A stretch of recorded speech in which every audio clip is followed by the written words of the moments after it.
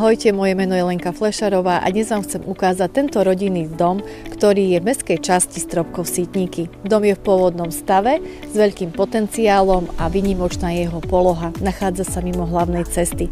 Preto ak hľadáte pokojné miesto pre seba a svojich blízkych, poďte so mnou na Zriednu. Túžite bývať na mieste, kde sa život spomaľuje, kde nie je hluk aut, len ticho a zeleň okolo? V mestskej časti Stropkov-Sýtniky stojí rodinný dom, ktorý sa nachádza na pozemku o rozlohe 493 m2. Je situovaný mimo hlavnej cesty na tichej ulici, kde neprechádzajú autá a kde sa človek môže nadýchnuť ticha.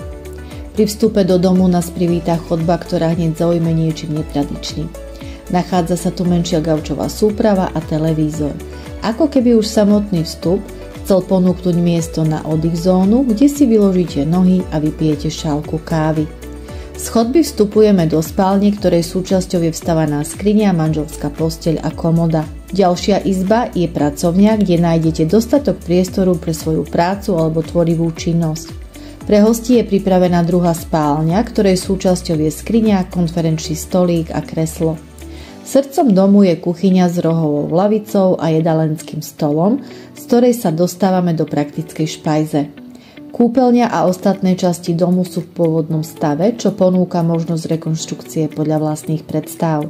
Z chodby po schodisku vedú schody do podkrovia, kde sú dve izby. Po rekonštrukcii môžu vzniknúť útulné priestory, spálne pre hostí, detské izby pre tínedžerov alebo ateliér či pracovňa s výhľadom. Na prízemí domu je technická miestnosť s plynovým kotlom, garáž a pivnica. Tento dom nie je len stavba, je to miesto, ktoré čaká na svoj nový začiatok, na niekoho, kto v ňom zapálí nové svetlo, nový príbeh. Páčila by sa vám takáto predstava? Ak áno, kontaktujte ma a dohodnite si so mnou obhliadku.